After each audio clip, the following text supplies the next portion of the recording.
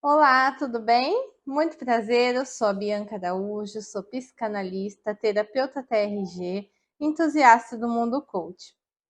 Estou muito feliz que você esteja por aqui agendando a sua primeira sessão, para que a gente possa conversar e eu possa entender melhor os dilemas que você tem vivido atualmente e te mostrar como a minha abordagem terapêutica pode te ajudar a resolver todas essas questões que você vem enfrentando.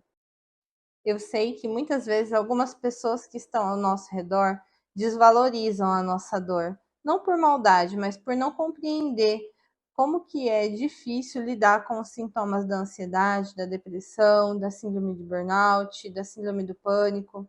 São coisas que somente quem vivenciou na pele consegue interpretar e entender.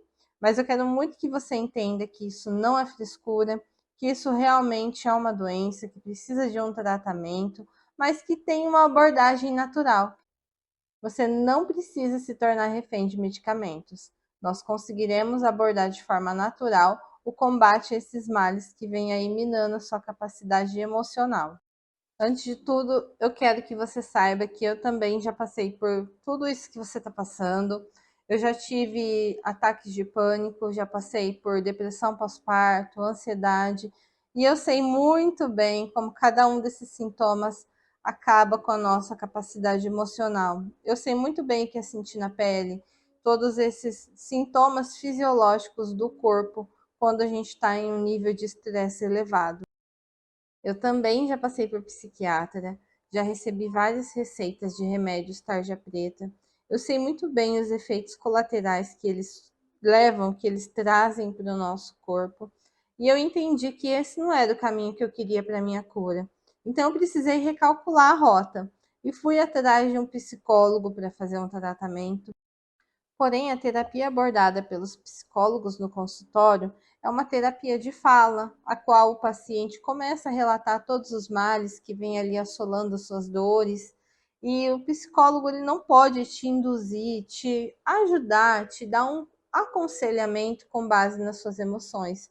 É necessário que você chegue à luz das suas próprias conclusões sozinho. O que ele vai te fazer é conduzir você com perguntas: mas como você acha que isso pode estar contribuindo para o seu quadro? O que você acha que você pode fazer para melhorar?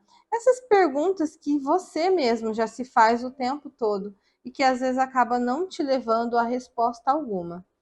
Diante disso, eu achei melhor então buscar uma abordagem terapêutica, porque já fazia anos que eu estava passando com psicólogo e eu não tinha nenhuma melhora dos meus quadros. Então, visto que a abordagem no consultório do psicólogo não estava trazendo a melhora que eu queria para mim, eu fui atrás de entender um pouco mais o que estava acontecendo no meu corpo, o que eram aquelas emoções que eu estava sentindo, de onde elas vieram, e busquei uma abordagem natural para a resolução desse conflito, através da terapia. E a terapia que eu encontrei, ela foi certeira, foi a terapia TRG, através da terapia de reprocessamento generativo, com uma metodologia bem estabelecida, uma metodologia eficaz, com vários casos comprovados. Eu finalmente consegui alcançar minha melhora emocional que eu tanto desejava. Hoje eu vivo completamente bem. Hoje eu não lido mais com essas questões da ansiedade no meu corpo, eu não sinto mais esses sintomas da ansiedade minando a minha qualidade de vida, interferindo nos projetos, nos planos que eu tenho para o meu dia a dia. Então eu tenho uma qualidade de vida excelente através desse tratamento. Como o efeito foi tão avassalador na minha vida, eu decidi então buscar me aprofundar nesse conhecimento, porque eu queria sim ajudar outras pessoas que estavam passando por questões similares à minha. E eu sempre fui muito incentivada pelas pessoas ao meu redor, que sempre ressaltaram que eu tinha uma facilidade de comunicação, uma facilidade de entender as pessoas, que eu tinha esse carisma necessário para a dor do outro, né? Com a dor do outro. Enfim, isso tudo me motivou a ser aí a terapeuta que hoje eu sou. Então, eu preparei uma sequência de slides para te ajudar a entender tudo que eu precisei entender lá atrás, antes de dar os meus primeiros passos na terapia. Eu vou passar com você aqui algumas dessas informações vai ser uma mini aula, mas vai ser breve. Eu acredito que para que você consiga realmente alcançar a sua melhora, é necessário que você tenha consciência. Você precisa, primeiro de tudo, ter as informações corretas para depois tomar uma decisão que você considere que vai ser benéfica para você e para a sua saúde emocional. Então, eu vou te passar todas as informações que eu considero ser necessária para esses primeiros passos. E se surgir eventuais dúvidas, na nossa primeira sessão, você pode estar anotando que nós iremos tirar, saná-las uma a uma, ok? Então vamos lá. Bom, eu acho muito importante eu ressaltar aqui para vocês que se surgir eventuais dúvidas durante todo esse processo que eu estou trazendo para vocês, toda essa aula, anotem, não deixe de anotar e depois durante a nossa sessão vocês me perguntem, me questionem, porque eu acho que é muito importante a gente ter as informações corretas, informações que fazem sentido para que a gente tome decisões que façam sentido, boas decisões, ok? Bom, a primeira frase que eu tô compartilhando com vocês é: somos quem somos em consequência do que aprendemos e do que nos lembramos, as nossas memórias.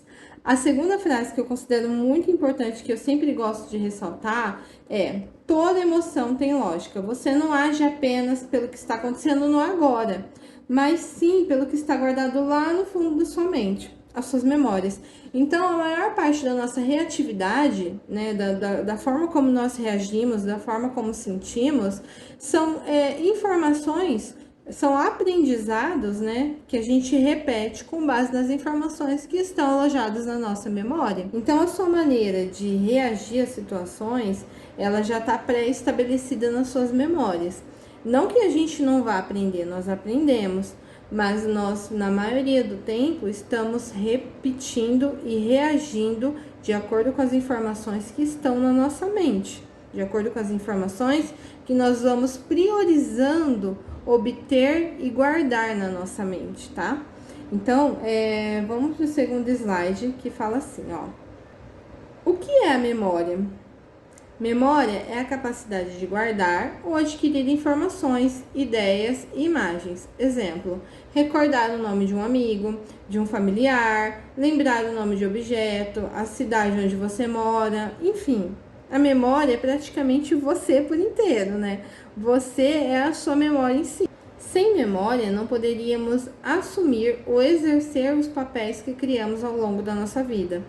Nossos trabalhos, nossas profissões, nossas escolhas de relacionamento, nada disso seria possível se não tivéssemos a nossa memória. Sem a memória, não poderíamos dar continuidade no presente às ações que foram feitas no passado. Então, assim, basicamente, quando você abre o olho e você acorda de manhã, você está dando sequência ao seu ontem. Aonde você deitou, aonde você está acordando, aonde você está, quais são as atividades que você vai fazer agora no decorrer do dia. É tudo uma sequência do seu ontem. Então, a memória tem um grau extremo de importância na nossa vida. Sem a memória, não estaríamos situados no espaço-tempo. Não saberíamos onde estamos, quem somos nós, o que estamos fazendo aqui, né? Então a memória, ela é importantíssima na nossa vida. Eu queria muito ressaltar isso com vocês. Por quê? Porque na TRG, né, na nossa metodologia, nós vamos trabalhar com as suas memórias. Memória episódica. O que é uma memória? Bom, existem várias categorizações de memória, tá, na neurociência, mas especificamente a que eu quero te explicar e te ensinar aqui é essa, a memória episódica. A memória episódica é a capacidade de lembrar de eventos específicos e experiências pessoais. É como um episódio da vida da pessoa, com detalhes específicos sobre o que aconteceu, onde aconteceu, como aconteceu. Quais são as características dessa memória? Ela inclui detalhes como quem estava presente, onde o evento ocorreu, o que aconteceu, como a pessoa se sentiu naquele momento. Então você percebe a importância dessa memória? Exemplos traumáticos: lembrar-se de um acidente de carro, de um assalto, de um abuso sexual, de uma situação de escassez extrema como passar fome. Então, a memória episódica é a memória que a gente geralmente vai ter a longo prazo.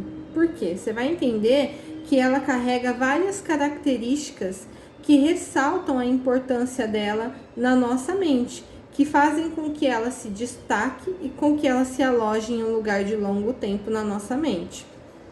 Vamos prosseguir.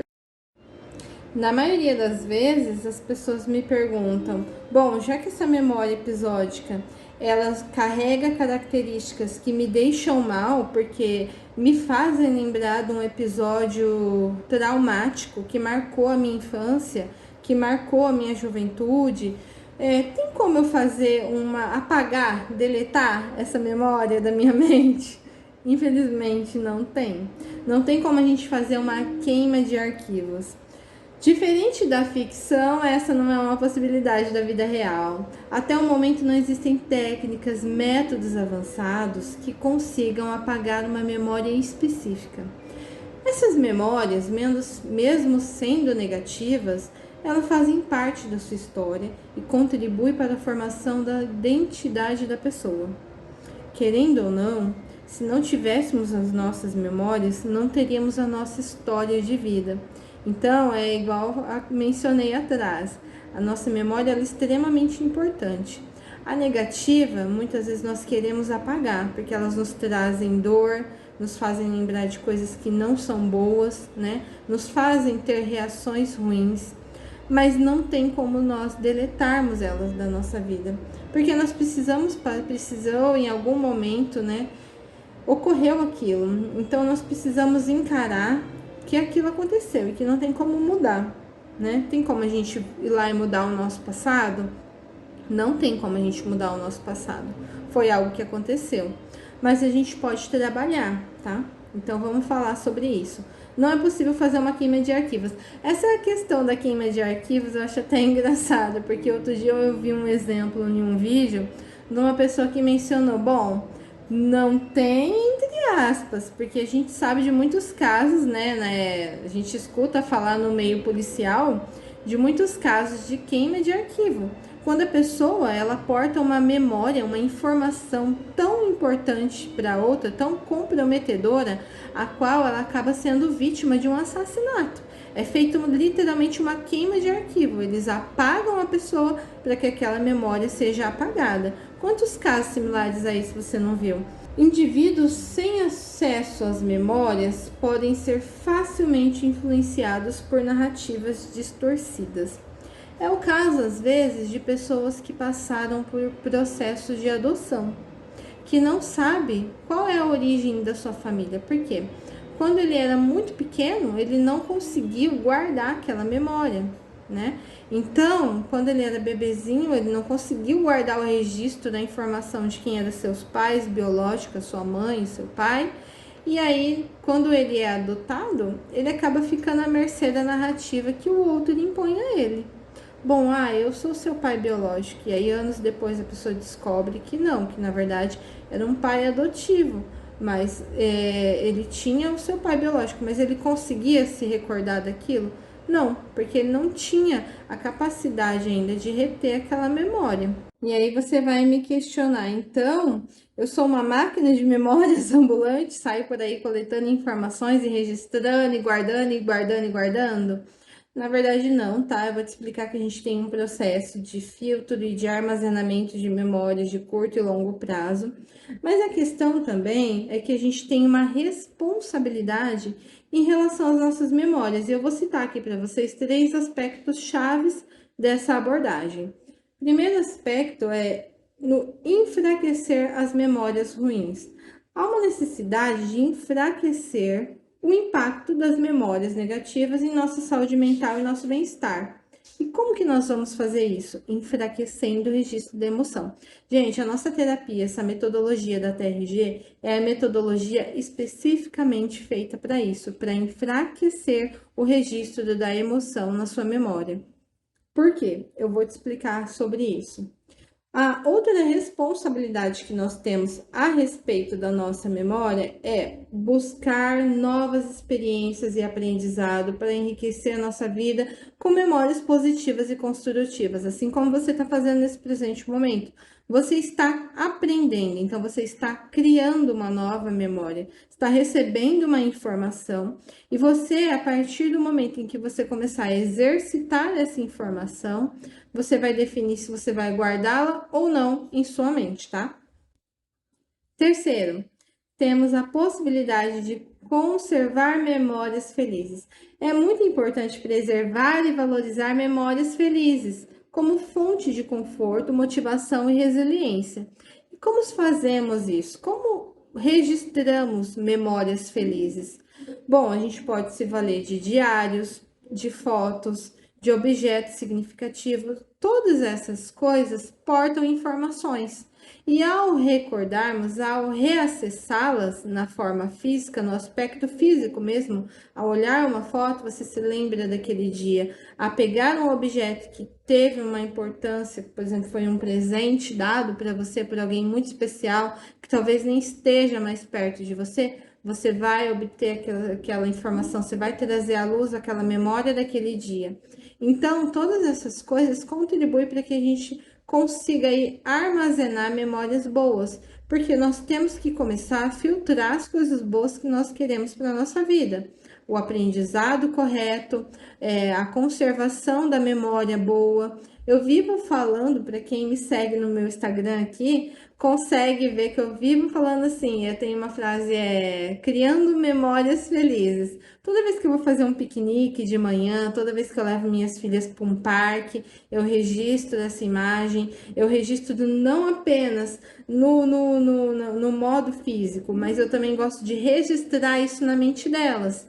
Como que a gente registra uma memória? Você vai entender ao longo dessa nossa aula que a gente registra uma memória atrelando a ela um sentimento, uma emoção boa ou ruim, né? No caso das memórias traumáticas, a gente acaba atrelando aquela memória, aquela lembrança, aquela informação, uma emoção muito ruim. No caso das memórias felizes, não. Então, por exemplo, é um domingo trivial, a gente vai tomar um café da manhã, mas eu pego e levo as crianças para o meio do quintal, monto uma mesa posta ali bonitinho no quintal e a gente faz um piquenique, a gente brinca, a gente dá risada, a gente fala de alguma coisa e aí eu consolido, né, junto da emoção, esse dia na memória delas. Muitos professores, quando se valem dessa informação, conseguem enfatizar um aprendizado de qualidade, porque eles pegam, na hora de passar uma informação para os seus alunos, eles atrelam ali coisas que despertem neles emoções boas. Por exemplo, eles fazem uma brincadeira, eles tocam um violão durante a aula, criam uma musiquinha. Então, tudo isso faz com que o aprendizado seja marcado de uma forma eficiente na mente das crianças. E quanto mais essa informação, quanto mais essa metodologia se expandissem, né, no nosso meio de educação, mais crianças com lembranças, com informações boas teríamos depois quando adulto. Mas enfim, não é esse o tema, né? E como o nosso inconsciente faz uso dessas memórias no nosso dia a dia? Primeiro é importante passar que a memória ela é atemporal e o nosso inconsciente ele está numa constante busca por felicidade. Então, o seu inconsciente, a sua memória, ela é atemporal, ela não tem presente, não tem passado e não tem futuro. Mas como assim, Bianca? A gente está falando de uma coisa que aconteceu lá no meu passado. Tudo bem, mas ela vai estar registrada na sua mente no seu passado? Não está registrado no seu passado, porque a hora que você acessa essa lembrança, essa memória, você está acessando no presente momento, está se recordando no presente momento. Mesmo que tudo aquilo que você passou, mesmo que você tenha recebido aquela informação no seu passado, se você está agora no seu presente momento, você vai lembrar dela do mesmo jeito. Se você acessar no seu futuro, você também vai lembrar dela, não é? Então, ela não tem um marco, não. Aquilo que aconteceu no passado vai ficar lá no passado. Não fica, ela é atemporal, ela vaga por todos os períodos presente, passado, futuro. Para ele, é apenas uma categorização por registro de dor ou trauma. Então, como que ele faz para alojar, para categorizar ali, né, o armazenamento dessas memórias? Se elas não são armazenadas pelo espaço-tempo, qual é a metodologia de armazenamento que é feito nessas memórias? Então, há uma categorização feita através de um registro de dor. Ou seja, memórias traumáticas, elas, se a gente tivesse o empilhamento do nosso inconsciente, poderia te dizer que as memórias traumáticas estão no topo desse empilhamento. São as que recebem mais da nossa atenção, seguida de memórias felizes e as memórias triviais, memórias simples do nosso dia a dia. Então, seu inconsciente, por uma questão instintiva, busca um lugar de conforto e de paz, ou seja, ele quer que você supere. E quando isso não ocorre, inicia-se um padrão de generalização. Se a gente for voltar os olhos à natureza, nós percebemos uma perfeição divina em muitas coisas, como por exemplo a separação da terra, da água, como por exemplo a noite do dia. Nós observamos, contemplamos a perfeição na germinação de uma semente, no processo de colheita, e observamos, né, o maior de todas as perfeições divinas, que é ali a geração de um ser humano. Então, no nosso inconsciente, no nosso cérebro, na nossa memória, há também uma busca por uma perfeição, né? Por uma coisa que seja totalmente boa, né? E quando isso não ocorre, quando há ali no topo, né, da nossa mente, somente aquelas memórias traumáticas, aquelas memórias ruins, não fica normal, não cria-se uma normalidade, né? Cria-se uma anormalidade, não é correto, não faz sentido, né? Diante de uma natureza divina. Então, a nossa mente, ela vai trazer o nosso inconsciente, vai estar trazendo sempre para nós essas memórias traumáticas. Para quê? Para que a gente conviva com elas? Não, para que a gente as ressignifique e siga adiante.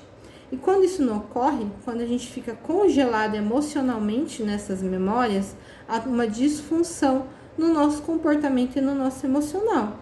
Porque o nosso inconsciente vai fazer com que a gente generalize tudo que a gente vem vivendo até que nós conseguimos reprocessar. Ok até aqui? Então, outro aspecto no nosso dia a dia do nosso inconsciente é a compulsão à repetição. O seu cérebro está executando um padrão interno que ele aprendeu. Ele faz isso automaticamente, disparando sinais de seus próprios neurônios para antecipar os dados dos sentidos de seus serviços sensoriais. Ou seja, ele se antecede às ações com base no quê? Com base numa sincronização que ele já obteve em algum momento. Então, ele já recebeu uma informação de que num dia de chuva, num beco escuro, você foi assaltada. Então, num dia de chuva que você estiver passando por um lugar escuro, o seu corpo inteiro vai reagir como se você estivesse passando por um assalto. Seu corpo inteiro vai entrar em um estado de alerta. Por quê? Porque o seu cérebro já vai mandar essa informação para sua mente. Se prepare, se atente, observe. É um instinto, né? Bom, e aí a gente tem uma categorização. A nossa mente, ela trabalha na forma de associação, interpretação, generalização, sintonia e repetição. Me explica melhor, Bianca, porque são muitos termos. Ok, vamos lá, eu vou te dar um exemplo. Bom, digamos que você recebeu de presente, um menininho recebeu de presente do seu pai um carrinho de brinquedo vermelho que ele muito queria. Mas o seu priminho ficou com inveja desse brinquedo que ele recebeu ali de presente. E o que ele fez? Ele foi lá e pisou em cima e quebrou o carrinho da criança. O que essa criança vai sentir na hora? Ela vai sentir raiva, ela vai ficar chateada, magoada, ela vai querer reagir, às vezes até brigando com a outra criança, com o priminho. Por quê? Porque ele tinha ali, ele estava num momento de êxtase, ele ganhou, ele estava totalmente feliz e de repente aquilo, pá, é dissipado. Então cria um trauma, cria uma marca, um registro emocional ali. E aí o seu cérebro vai começar a fazer uma associação. Ou seja, eu não posso confiar no meu primo. Não posso confiar no meu primo. Toda vez que meu primo me vê feliz, ele vai querer tirar de mim a minha felicidade. Até aí não faz sentido? Outra questão. Então, ele interpretou. Então, ele associou a felicidade perto do seu primo como algo perigoso, algo que ele precisa ficar em alerta. Ele criou essa interpretação. Depois, ele vai começar a generalizar. Não posso ficar feliz perto do meu primo, porque ele vai minar a minha felicidade. Ou ele pode generalizar ainda mais. Toda vez que eu estiver feliz, alguém vai destruir a minha felicidade. Ou, dependendo da capacidade emocional, ele vai além. Se eu ficar feliz, algo de ruim vai acontecer. Entende? E aí ele começa a sintonizar, porque é muito disso. A nosso corpo, ele prepara e o nosso cérebro, ele é instintivo. Eu não sei se você já percebeu, mas às vezes quando você chega perto de uma pessoa que desperta algo em você, o seu corpo dispara, o seu coração dispara, e o dessa pessoa também. Por quê? Porque há uma sintonização. E nessa sintonização, é como se o seu inconsciente trouxesse mais situações para você, até que você fizesse aquilo que a gente comentou lá atrás, até que você reprocesse e supere. Enquanto você não superar, você ainda vai continuar ali. Então, vem essa repetição para que você faça essa reparação. No caso desse garoto, quando ele crescesse, o correto era ele sentar com o seu primo, ter um diálogo e falar abertamente: olha, aquilo que aconteceu lá atrás me deixou chateado. Desse a oportunidade do seu primo se desculpar para que o cérebro entendesse que não, aquilo foi somente um acontecimento com base em duas crianças inocentes, né? Por assim dizer.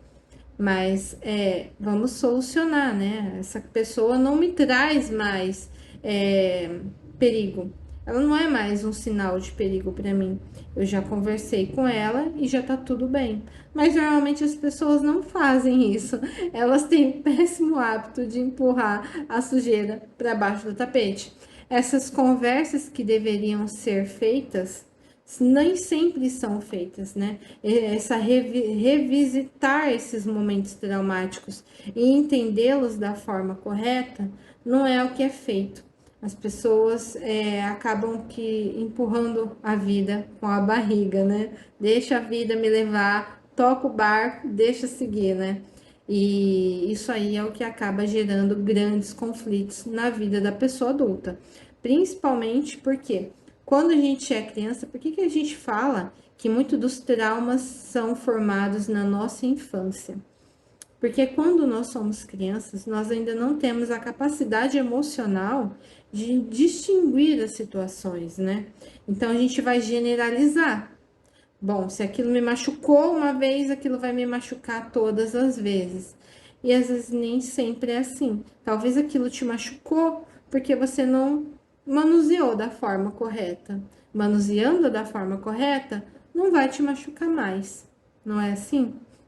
Então, quando a gente passa por um processo terapêutico, ou quando a gente passa por um desafio, que é o nosso desafio, meu desafio reprocessar, a gente pega a nossa capacidade emocional de agora, nossa capacidade adulta de entender as coisas e expõe as coisas que nos magoaram lá do passado, nos faz empilhar novas bases emocionais. Bom, então agora a gente vai entender um pouquinho mais sobre como é a nossa formação biológica, entre aspas, da nossa memória. Eu preciso apenas te mostrar de uma forma simbólica como tudo isso funciona dentro de você.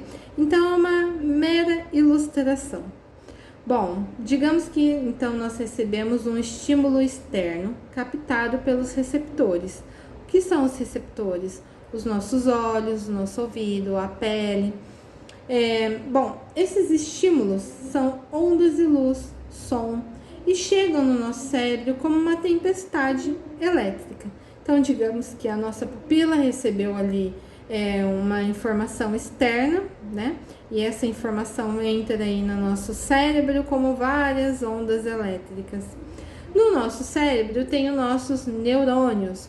E os nossos neurônios, com campos específicos que servem como para-raios, absorvem essas ondas elétricas que estão aí soltas pelo ar. Eles recebem essas ondas elétricas, essas informações, e as transformam em memória. Simplificando, é isso. Quanto maior a intensidade desses estímulos, maior será a durabilidade e a relevância dessa memória. Então, simplificando, digamos que você passou aí por uma situação que gerou várias informações, né? Trouxe várias informações. Por exemplo, você foi assaltada, você foi agredida, você estava sozinha, você ficou com muito medo naquele dia. Então, são várias informações que vêm ali no seu cérebro ao mesmo tempo. E quanto mais essas informações, esses episódios tomam a sua atenção, porque mexe com a sua pele, você foi agredida, você sentiu fisicamente, mexe com as suas emoções, você sentiu medo, você sentiu dor, você sentiu pânico. Quanto mais estímulos chega junto com essa informação, com essa lembrança daquele episódio, daquele dia, mais forte essa memória é, porque ela vai receber várias informações e aí ela vai ficar num grau de destaque da sua mente, até como que eu disse, até que você reprocesse ela da forma correta, né? Até que você entenda as nuances do que foi acontecido com você. A traumática fica no topo ali do empilhamento da sua mente. Por que no topo do empilhamento? Porque ela chama muito mais atenção do que um dia de domingo que você foi no supermercado, fez uma compra e voltou para casa, sentou e assistiu um filme. Não é verdade? Essa informação daquele dia tem muito mais coisas que chamaram a atenção da sua mente do que uma memória comum do dia a dia. Então, ela vai ficar ali no topo do seu inconsciente. Por quê? Porque ela é traumática. E onde essa memória fica alojada, Bianca? É uma gavetinha que eu vou lá, abro, puxo e vejo, assisto aquele filme? Não é bem assim, tá? O nosso cérebro, para armazenar as memórias, essas informações, ele joga ela em vários lugares. Quanto mais lugares essa memória está alojada, mais fácil é o acesso a ela. É como se, por exemplo, aquela memória do dia do seu assalto fosse codificada com o nome X1. E aí o seu cérebro vai pegar e vai jogar vários X1 ali na sua mente. E quando você for acessar, se lembrar novamente, às vezes você vai lembrar porque você realmente quer acessá-la, ou às vezes você vai lembrar inconscientemente. Eu vou te explicar o porquê de inconscientemente, tá? Então, quando você acessa, vem ali X1, você mandou o código X1 da sua mente ali pro seu hipocampo. Então, aí vem todas essas memórias e constitui aquela informação novamente para sua mente. Então, agora a gente vai dar uma espiadinha na neurociência. Apesar de eu ser muito entusiasta, né, dessa área, eu vou explicar brevemente, porque isso aqui não é uma aula de ciência, tá? Bom, há uma teoria de que o nosso cérebro, ele é dividido em 3 partes principais, e depois há, é claro, uma subdivisão dentre essas 3 partes. E elas estão todas conectadas em si, né? Não é uma divisão feita, assim, fisicamente. É uma divisão limitada, assim, por espaços. Então, nós temos essa teoria do cérebro trino. Então, ela consiste que nós temos 3 cérebros. O primeiro dele é o cérebro reptiliano. O que é esse cérebro reptiliano? É o cérebro dos instintos. Ele se encarrega das nossas funções corporais, como respiração, digestão, batimento cardíaco, e se encarrega de respostas musculares de reflexão. Por quê? Esse cérebro está alojado aqui na nossa nuca e ele faz ligação direta com o nosso sistema nervoso central. Esse cérebro, na teoria, ele se deriva dos répteis, né? É o cérebro mais antigo que nós temos, por isso que ele é um cérebro instintivo, porque naquela época a capacidade de um réptil era limitada apenas a ter medo, a ter raiva, a fugir ou a lutar. Então é o cérebro que a gente fala da luta ou fuga. Esse cérebro ele tem mais de 500 milhões de anos e por ele ser tão antigo, ele também é o mais rápido. Então, quando em questão de reatividade do que as outras partes, ele é o mais rápido. Depois nós temos o cérebro límbico. O cérebro límbico é o cérebro que eles falam que é o cérebro das emoções. Ele nos diz se nós gostamos de algo ou não, de quem sentimos afeto, de coisas que nós sentimos atraídos e quais recordações nos fazem tristes ou alegres. O cérebro límbico, ele também aloja nele o nosso hipocampo, que é uma parte também do cérebro que faz aí o registro dessas memórias, né? Então a gente recebe um estímulo, né? Uma informação, ela vai lá para o nosso neurônio, lá no nosso hipocampo, e é lá que começa todo esse processo, né? De receber, né? Do para-raio, receber os raios e alojar ali, transformar aquilo em uma memória e depois espalhar essas informações por todo o nosso cérebro. Enfim. Lá no hipocampo também ficam ali as nossas emoções. Então é por isso que esse cérebro, eles falam que é um cérebro um pouco mais aprimorado, né? Então ele contém ali, quando você recebe uma memória, ele também consegue ali incluí-la um registro emocional ali nela. E eu vou te mostrar um pouquinho mais à frente algo que também está lá no nosso cérebro límbico, que é importante para a resposta fisiológica que você sente na sua ansiedade, na sua depressão, na sua síndrome de burnout, no seu ataque de pânico. Tá tudo associado a essas duas áreas aí do cérebro, o cérebro reptiliano e o cérebro límbico. E nós temos também a terceira e última parte, que é o nosso neocórtex. O neocórtex, eles dizem que é o cérebro mais aprimorado. O cérebro límbico, eu acabei ressaltando, mas ele tem 200 milhões de anos. Ele é 4 vezes mais rápido do que o nosso neocórtex. O nosso neocórtex, ele é um cérebro mais, que eles falam, recente, porque ele deriva dos primatas, né? O cérebro reptiliano deriva dos répteis. O cérebro límbico, eles falam que vem dos mamíferos, né? E os neocórtex que vem aí dos primatas. Bom, então o nosso neocórtex, eles falam que é o cérebro da razão, né? Ele nos permite analisar informações, resolver problemas, planificar, desenvolver ideias. É o cérebro mais aprimorado, o cérebro do aprendizado, que nos faz reagir de forma mais emocionalmente eficaz. Então vamos lá, perigo real. O cérebro reptiliano, ele é responsável por funções básicas de sobrevivência, como respiração, batimento cardíaco e digestão. O sistema nervoso simpático é responsável pela resposta de lutar ou fugir, que prepara o corpo para enfrentar as ameaças. Esses dois sistemas estão conectados, pois o cérebro reptiliano pode ativar o sistema nervoso simpático em respostas a ameaças percebidas. Então, perigo real, né? Em situações que você realmente está em perigo, você tem um estímulo externo que te causa ali uma situação de enfrentamento, uma situação que é perigosa. Essa região do cérebro que está aqui, né, interligada ao nosso sistema nervoso, ela vai mandar um comando para o nosso sistema nervoso simpático, avisando ele, olha, vamos se preparar, porque vai ter um confronto. E esse modo ativado, ele desencadeia várias reações fisiológicas do nosso corpo. Nossa pupila fica dilatada, há um aumento no batimento cardíaco, que a gente fala que é aquela sensação de taquicardia, que é aquele batimento, aquele ritmo acelerado.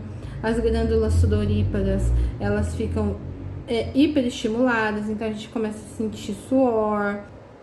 Então toda essa parte do nosso corpo que recebe e que tem essas funções básicas controlada pelo nosso sistema nervoso, começa a entrar nesse modo aí desacelerado. Para quê? Para poupar uma energia para um confronto, para fazer com que o nosso corpo se prepare para um impasse. Por exemplo, a gente sente ali que o nosso corpo começa a mandar energia, né? Mandar força para outras áreas do corpo para um possível confronto, como por exemplo, para você fugir. Então você precisa ter uma reserva de energia para que você possa correr. você precisa ter um ritmo mais para que você possa criar ali o fôlego e fugir. Então tudo desregula, né? Por quê? Porque nós estamos em uma ameaça. Então vamos lá, agora medo subjetivo. Gente, eu gosto muito de frisar e ressaltar que tanto o medo quanto a ansiedade são coisas naturais, que todo ser humano tem que ter no seu corpo, né? Nós temos que ter um medo, senão a gente vai sempre estar se expondo ao perigo. A gente tem que ter uma certa ansiedade controlada para que a gente tenha ali reações positivas, por exemplo, eu tô ansiosa porque eu vou receber um presente. Então tem coisas que fazem que é natural do ser humano, né?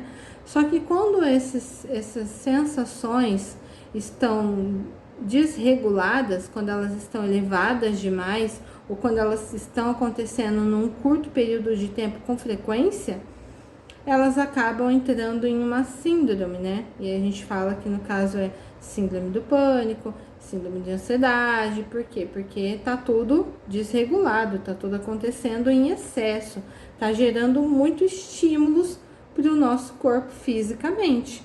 Então isso não é bom. Imagina você ficar o tempo todo em um estado constante de medo, você ficar o tempo todo num estado constante de ansiedade, com medo subjetivo do que pode acontecer a seguir, né?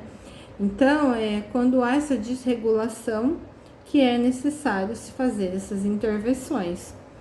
As amígdalas, tá? Agora a gente vai prosseguir. Medo subjetivo, ansiedade. As amígdalas podem ser consideradas o centro da nossa sobrevivência. Quando eu falo de amígdalas, eu não estou falando dessas amígdalas que estão localizadas aqui, tá? São as nossas amígdalas na parte cerebral, que nós também temos aqui. E elas estão localizadas no cérebro límbico. Elas se comunicam com o nosso sistema nervoso simpático também, né? Também por meio dessas vias, como eu te falei, essa divisão, por mais que o nosso sistema nervoso esteja alojado aqui nessa parte do cérebro reptiliano, há uma intercomunicação entre ambas, né? As partes do cérebro, eles se comunicam entre si para gerar aí quem nós somos no nosso hoje. Então, uma via que envolve o hipotálamo, né? Lá onde eu falei com vocês, que fica processada as nossas memórias, emoções, lá no nosso cérebro límbico, envia sinais para as nossas suprarrenais. As suprarrenais, elas são glândulas que ficam localizadas ali em cima dos rins. E essas, por sua vez, liberam adrenalina e noradrenalina, ativando os nervos simpáticos. Então, há uma ativação também por meio do nosso cérebro límbico e não apenas pelo cérebro reptiliano. Afinal, ambos carregam entre si também as emoções de medo, raiva. Então, qual é a relação de tudo isso que foi dito, né? Nós recebemos informações que geram ali memórias traumáticas, porque elas contêm emoções de medo, de raiva, de pânico, de dor, né? E então elas ficam no topo do nosso empilhamento, do nosso inconsciente, e até que nós reprocessamos, até que nós lidemos com elas da forma correta, elas vão ficar toda vez vindo pra gente como uma forma de repetição. Elas vão sintonizar situações similares, trazer para nós, para que nós possamos fazer então, né, um reprocessamento correto delas e possamos ali enfraquecê-las. Por que enfraquecê-las?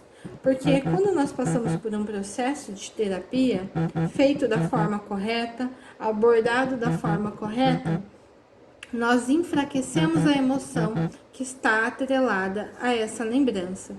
Porque já foi descoberto que as nossas, na composição das nossas memórias, né?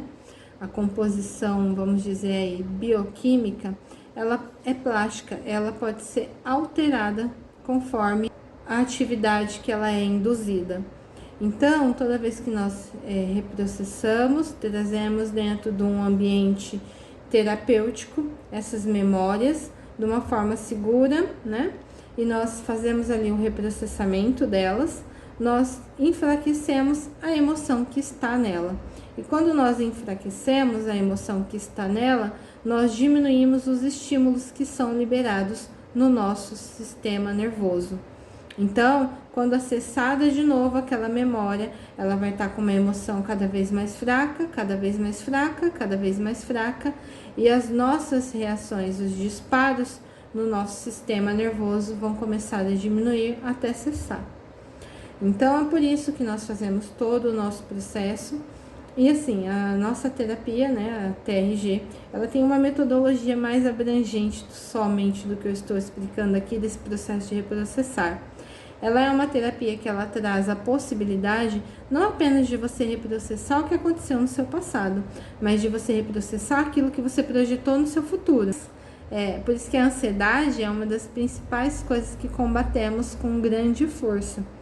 Por quê? Porque nós olhamos para essas memórias que você criou aí do seu futuro e diminuímos os impactos das emoções que você projetou sobre elas.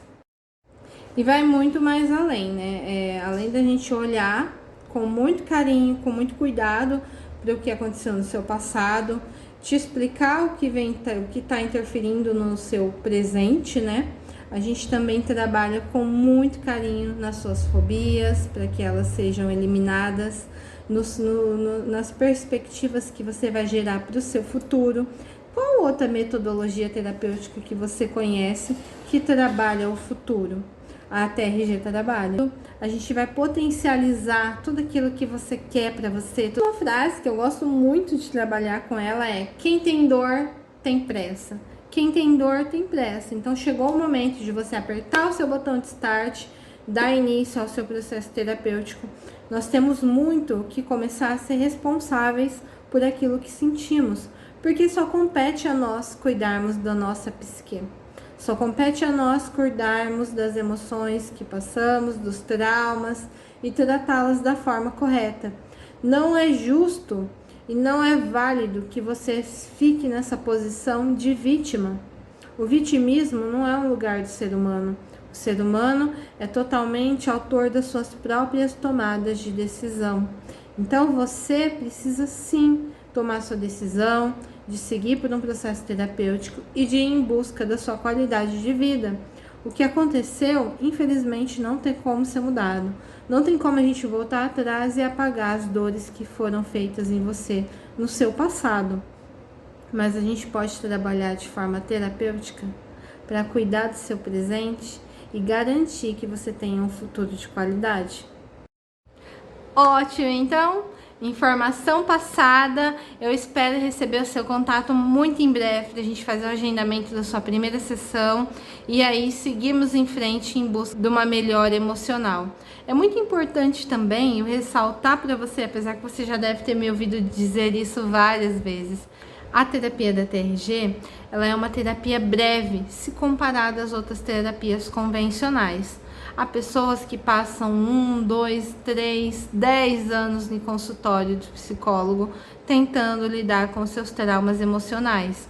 A TRG é muito mais breve que isso. Você pode ter certeza que em 2, 3 meses, tratando de forma correta, tratando de forma afinco, você vai ter sim a sua qualidade emocional restaurada, tá?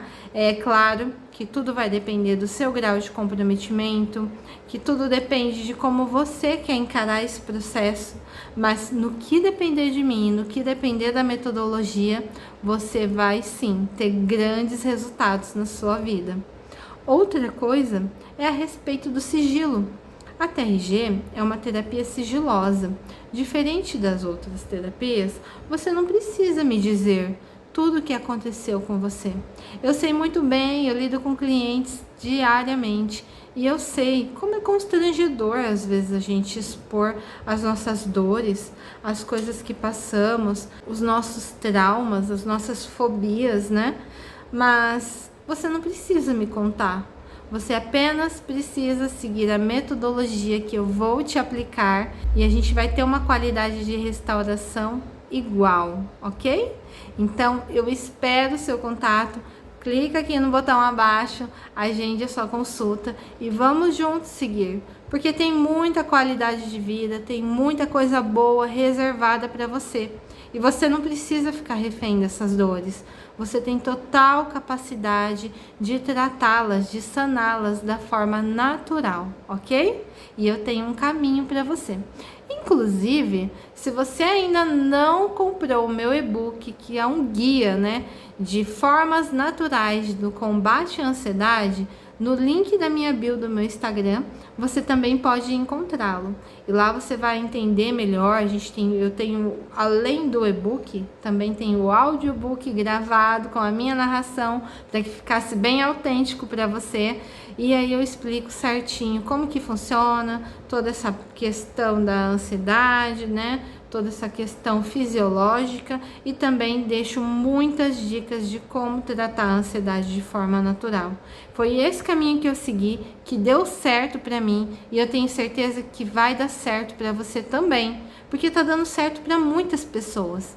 E você merece sim poder reescrever uma nova história, poder se livrar de vez de tudo que tem aí minado a sua qualidade de vida. Então vamos juntos!